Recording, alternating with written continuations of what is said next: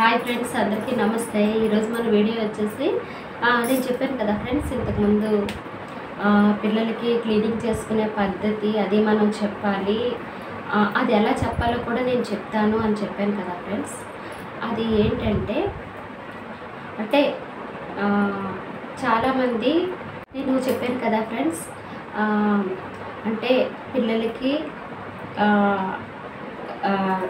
ఎలా చెప్పాలో అర్థం కావట్లేదు. మామూలుగా ఈ అండర్ ఆర్మ్స్లో లేదా ప్రైవేట్ పార్ట్స్లో రోమాలు వస్తాయి కదా, ఎలా క్లీన్ చేసుకోవాలని చాలామందికి తెలియదండి. అంటే ఫస్ట్ టైం అది తల్లిదండ్రులు తల్లి ఎలా చెప్పాలి ఏంటి అనేది నేను చెప్తానని చెప్పాను కదా ఫ్రెండ్స్. తర్వాత చాలామంది తల్లులు పిల్లలకి ఏం చెప్తారంటే బ్లేడ్ యూజ్ చేయమని చెప్తారు, తర్వాత రేజర్ యూజ్ చేయమంటారు. అది కూడా బ్లేడ్ తీసి అందులో వేసే రేజర్ యూజ్ చేయమని చెప్తారండి.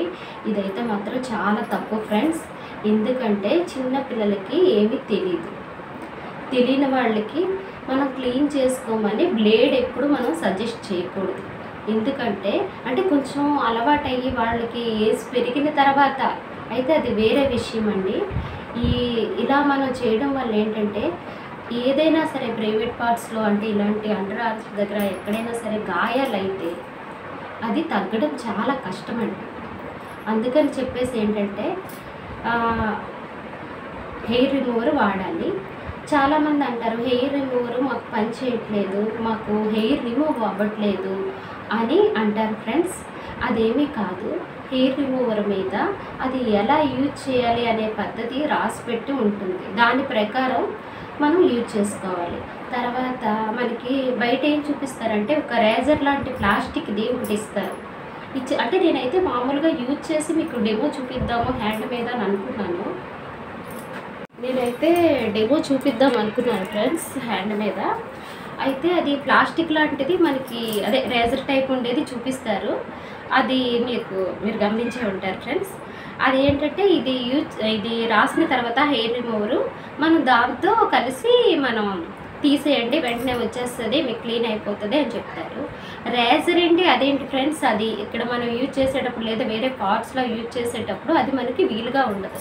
అందుకని ఏంటంటే మనం హెయిర్ రిమూవర్ యూజ్ చేసే పద్ధతి, సపోజ్ ఇక్కడే హెయిర్ ఉన్నదనుకోండి, ఇది రాసిన తర్వాత ఇన్ టైం ఒకటి ఉంటుంది. అది పావు గంట, 5 నిమిషాల, 10 నిమిషాలు అనేది మన హెయిర్ థిక్నెస్ని బట్టి, మన మన చర్మం తాలూకు లక్షణం బట్టి అది ఉంటుందండి. దాని ప్రకారం మనం అది యూజ్ చేసుకుని ఒక క్లాత్ తీసుకోవాలి. క్లాత్ వైట్ క్లాత్ అయితే బెటర్, ఎందుకంటే మనకు హెయిర్ వస్తుందా లేదా ఏంటి అనేది తెలుస్తుంది. ఆ క్లాత్తో మనం ఇలా కొంచెం గట్టిగా మనం రబ్ చేసుకుంటే, రబ్ అంటే తుడుచుకుంటే మన హెయిర్ అంతా రిమూవ్ అయ్యి వచ్చేస్తుంది. ఇది ఒక పద్ధతి.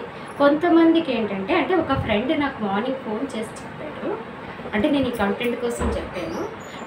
కొంతమందికి హెయిర్ రిమూవర్ యూజ్ చేస్తే ఈ అండర్ ఆర్మ్స్లో బ్లాక్ అయిపోతుంది రాజేశ్వర్ గారు.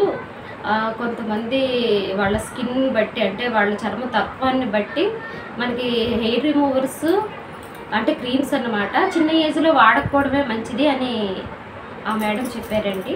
అయితే మేడం ఏం చేయాలంటే నేను అడిగాను. అడిగితే ఏం చెప్పారంటే ఇప్పుడు చిన్నపిల్లల కోసం హెయిర్ రిమూవ్ చేసుకునే ప్రోడక్ట్స్ తక్కువ రేట్లో ఉంటున్నాయంట ఫ్రెండ్స్.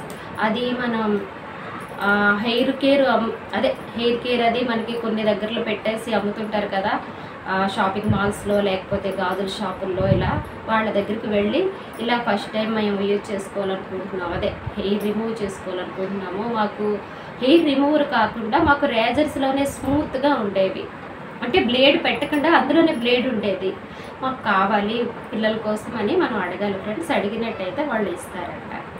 నేనైతే సజెస్ట్ చేసేది ఏంటంటే అది బ్లేడ్ కాకుండా హెయిర్ రిమూవర్ కానీ లేదా ఆల్రెడీ బ్లేడ్ ఫిక్స్ చేస్తున్న రేజర్స్ ఇప్పుడు మనకు వస్తున్నాయి కదా, అవి మాత్రం మనం యూజ్ చేయాలండి.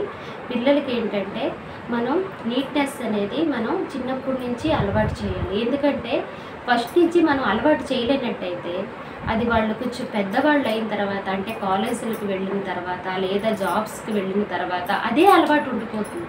ఉండిపోవడం వల్ల వాళ్ళ దగ్గర చెమట వాసన రావడం, లేదా కొన్ని ఆరోగ్యపరమైన సమస్యలు వస్తాయి ఫ్రెండ్స్. దీన్ని బట్టి ఏంటి రాజేశ్వరి గారు ఇలాంటి విషయాలు చెప్తున్నారని అనకండి. తెలిసిన వాళ్ళకైతే మనం చెప్పాల్సిన అవసరం లేదండి. కానీ తెలియకుండా ఉండేవాళ్ళు కూడా ఉంటారు. కనీసం నేను చెప్పిన విషయం ఒకరిద్దరికైనా సరే యూజ్ అయినట్టయితే నేను ఒక తల్లిగా చాలా హ్యాపీగా ఫీల్ అవుతాను. అంతే ఫ్రెండ్స్. ఈ విషయంపై మీరు ఏవైనా సలహాలు ఇవ్వాలనుకుంటే, లేదా ఇంకేదైనా టాపిక్ చెప్పండి, మీరు చెప్పండి రాజేశ్వరి గారు అన్నట్టయితే నాకు కామెంట్ చేయండి ఫ్రెండ్స్. ఇదైతే నేను మీ అందరికీ మళ్ళీ ఇంకోసారి అడుగుతున్నాను. అంతే ఫ్రెండ్స్. నెక్స్ట్ టైము నేను హెయిర్ కేర్ కోసం చెప్పాలనుకుంటున్నాను.